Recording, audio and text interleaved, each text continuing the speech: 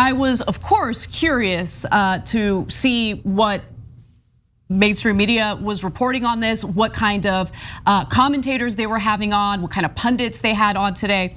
And one exchange that really stood out to me was this back and forth between Jake Tapper and Jim Sciutto. Now, I want to be clear about something.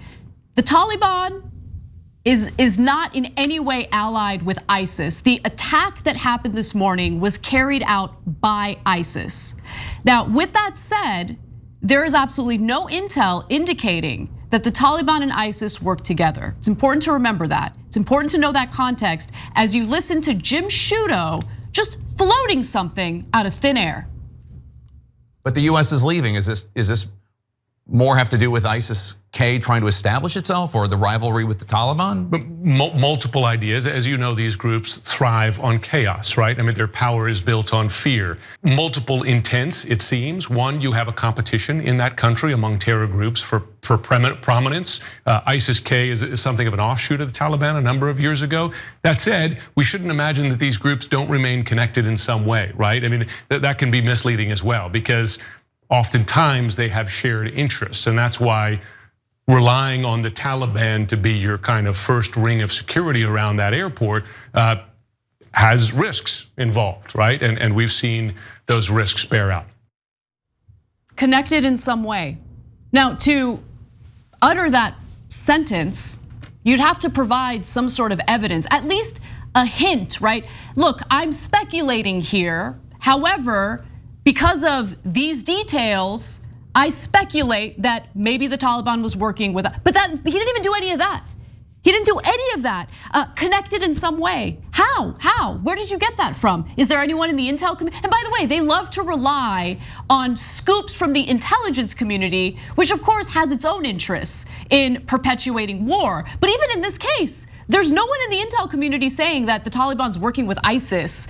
And look, a lot of the commentary today, in my opinion, was more of these individuals beating war drums, fear-mongering, trying to scare the American people to think that there's a growing threat now that we're withdrawing troops from Afghanistan.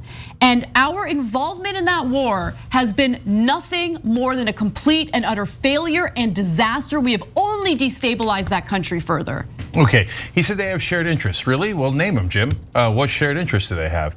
Because otherwise they seem to be killing each other. That's not a shared interest. You know what it reminded me of the Dick Cheney going on television and lying about how Iraq and Al Qaeda were connected and they came from the same geographic area as if they were allies. When in reality, Iraq, led by Saddam Hussein, was not a friendly country to us, and Saddam was a terrible, brutal dictator, and Al Qaeda was awful, but they hated each other. That's relevant if you're a smart person. So if you just want to say, me, can't tell Muslim apart, I hate all of them. Okay, is that some weird combination of right wing and James T. Kirk? Anyway, okay, well then I can't help you because you're choosing not to use your mind. ISIS-K and Taliban hate each other. What do you mean shared interests? They didn't just bomb American interests, they also bombed the Taliban in that checkpoint. So I'm sure the guy they blew up didn't have a shared interest with them. So and so that's why it's trying to get you to think, well, I can't tell them apart, and the reporters can't tell them apart. And what do we need? What's the answer? More military, right? And so, by the way, these guys, the ridiculous critics of Biden will now then turn around. And so when Biden says, I'm gonna go chase them down and I'm gonna kill these ISIS-K guys who killed our guys today.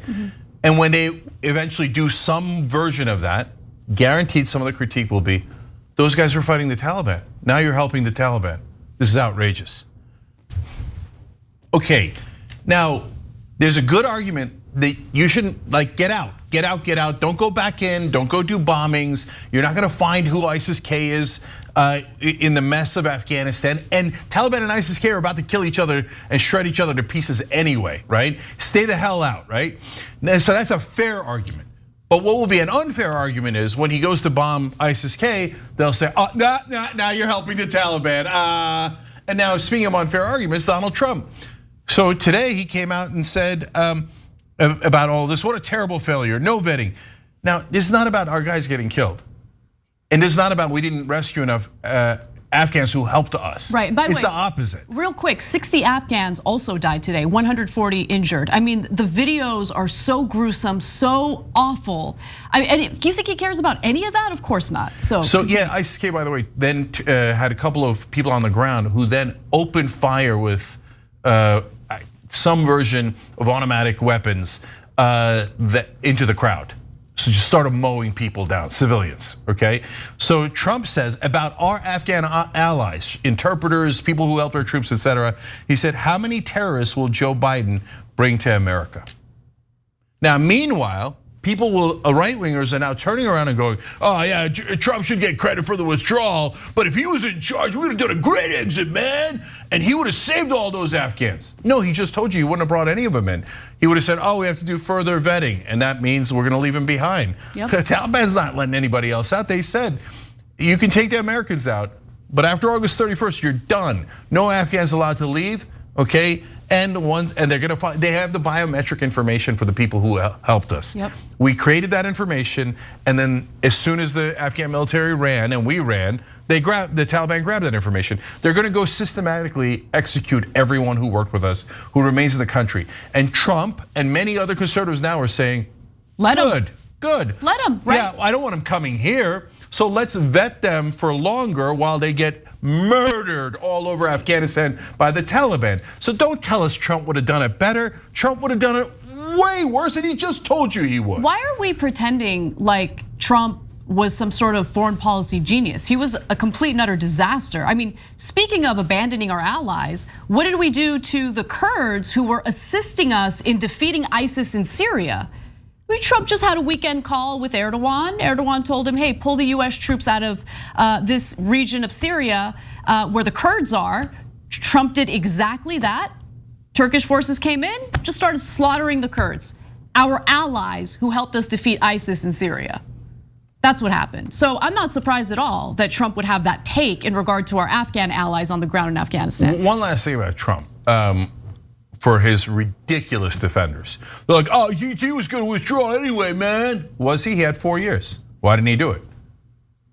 Well, if he's so against US imperialism and the deep state and the CIA and the Pentagon, he doesn't believe any of those generals, etc., and he was gonna be a tough guy who withdrew. He had 4 long years. Why didn't he do it? There was bipartisan support. They passed a resolution to get the United States out of Yemen, and he ripped that up. He's like, nah. Yeah. I'm gonna keep going. Oh yeah, he's definitely an anti-imperialist hero. Yeah, so he wanted to stay in Yemen and help the murderers that run Saudi Arabia. But last thing on Afghanistan, look, your best case argument if you're a right winger who thought Trump was gonna be a hero that could withdraw, and he didn't, that's a fact. I don't know if you guys listen to any facts anymore. Maybe they'll say 6 months from now, oh no, it was Trump who withdrew us. They probably will, because they don't care about anything, right? But if you are saying that, your best case scenario is Trump was so incompetent, he couldn't figure out a way to withdraw them in 4 long years. So he needed a real competent president, leader like Joe Biden to actually do the withdrawal. Or he didn't actually want to withdraw them. He just wanted to get the best of both sides. Oh, I want to withdraw them, but don't worry, military, I'll do everything you tell me to do, right? Okay, so your so-called great leader was at best an incompetent buffoon who did nothing that he promised, including withdrawing from Afghanistan. Thanks for watching The Young Turks, really appreciate it. Another way to show support is through YouTube memberships. You'll get to interact with us more. There's live chat emojis, badges.